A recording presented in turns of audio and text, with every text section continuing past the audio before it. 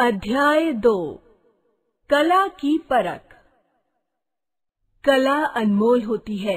जब कला का निर्माण करने वाले कलाकार का सम्मान नहीं होता तो वह निराश और हताश हो जाता है।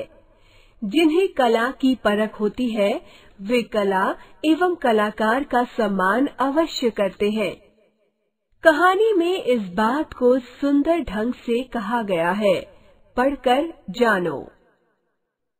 किसी नगर में एक चित्रकार रहता था। ब्रश व रंगों की सहायता से वो तरह तरह के चित्र बनाता था। उसके चित्र इतने सुंदर और सजीव होते कि देखते ही बनते थे। पर अफसोस की बात थी कि नगर में उसकी कला की कोई कद्र नहीं करता था। चित्रकार के बनाए हुए चित्र लोग बहुत सस्ते मूल्य पर भी खरीदने को तैयार नहीं होते थे। इसी कारण चित्रकार को रोटियों के लाले पड़े रहते थे। चित्रकार ने सोचा, ऐसी कला से क्या लाभ जो पेट भरने के लिए रोटी भी ना दे सके। अब मैं चित्र बनाना छोड़कर कोई छोटा मोटा व्यापार या नौकरी ही कर लूंगा। कम से कम 2 वक्त की रोटी तो ठीक से नसीब होगी। ये निश्चय करके वह सो गया। उस रात भी उसने कुछ नहीं खाया। देवदूतों ने स्वर्ग में जाकर कला की देवी को चित्रकार की हालत बताई और उसका निश्चय भी सुनाया। देवी सोचने लगी, अगर ऐसा ही होता रहा तो धीरे धीरे दुनिया के सभी कलाकार अपनी कला छोड़कर व्यापार करने लगेंगे। इस तरह दुनिया से कला खत्म ही हो जाएगी। कला नहीं रहेगी तो मुझे भी कौन पूजेगा। कुछ करना चाहिए। सुबह हुई। हालांकि रात को चित्रकार ने निश्चय किया था कि वो कोई चित्र नहीं बनाएगा, फिर भी सुबह उठकर उसने एक चित्र बनाना शुरू किया। करीब 1 घंटे बाद चित्र पूरा कर लिया। चित्र में सुंदर मोर अपने पंख फैलाकर नाच रहा था। ये चित्र अब तक बनाए गए सभी चित्रों से अधिक सुंदर था। इस चित्र को अवश्य ही कोई खरीद लेगा, ये सोचकर चित्रकार अपने घर से निकल पड़ा। घूमते घूमते शाम हो गई, पर चित्र ना बिका। भूख के मारे उसका बुरा हाल था।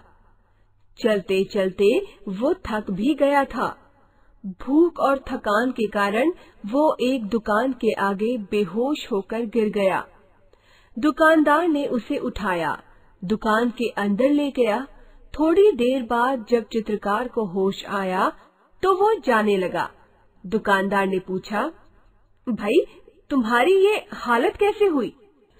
चित्रकार ने सारी बात बता दी। दुकानदार को उस पर तरस आ गया। उसने तस्वीर खरीद ली।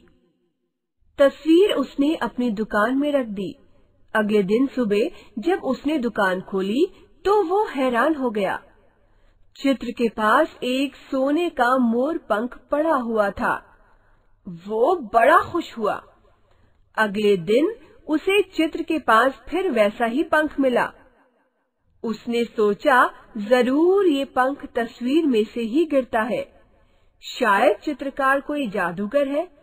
अगर मेरे पास ऐसी 10 तस्वीरें हों तो रोज मुझे सोने के 10 पंख मिल जाएं।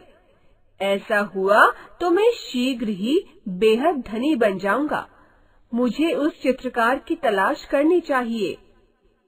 यह सोचकर दुकानदार तुरंत चित्रकार की तलाश में निकल पड़ा। काफी तलाश करने के बाद उसे चित्रकार मिल गया। उसने चित्रकार से कहा, भैया मुझे तुम्हारा वो चित्र बड़ा ही पसंद आया। तुम मुझे शीघ्र ही वैसे 10 चित्र और बना दो। मैं तुम्हें मुंह मांगा दाम दूंगा। यह सुनकर चित्रकार को तो जैसे अपने कानों पर विश्वास ही नहीं हुआ। आज पहली बार उससे कोई चित्र खरीदने आया था। उसने कहा, ठीक है, आपको कल चित्र मिल जाएंगे। अगले दिन दुकानदार को चित्र मिल गए। उसने वे चित्र भी अपनी दुकान में रख दिए। वो बेसब्री से सुबह होने का इंतजार करने लगा। सारी रात उसने करवटें बदल बदल कर काटी।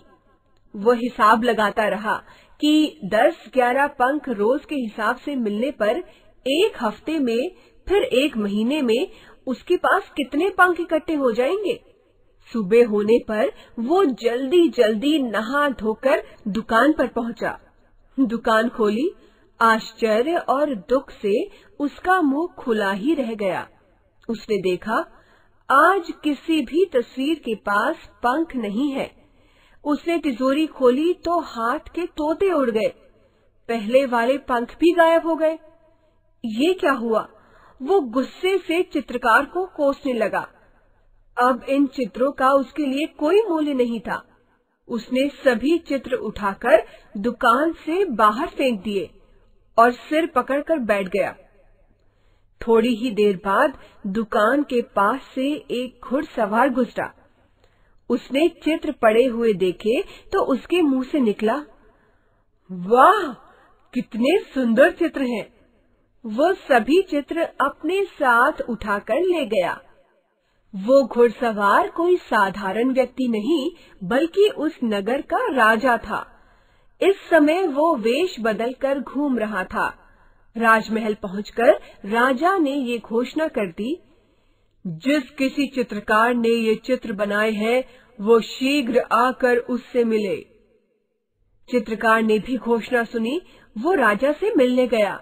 राजा ने कहा, मुझे मालूम नहीं था, मेरे राज्य में इतने महान कलाकार भी रहते हैं। मैं आज से तुम्हें अपने दरबार का चित्रकार नियुक्त करता हूँ। चित्रकार की खुशी का ठिकाना न था। वो प्रसन्न मन से घर लौट आया। अब उसे ये एहसास हो रहा था कि कला अनमोल है। चाहे देर से ही क्यों न हो, कला की कद्र होती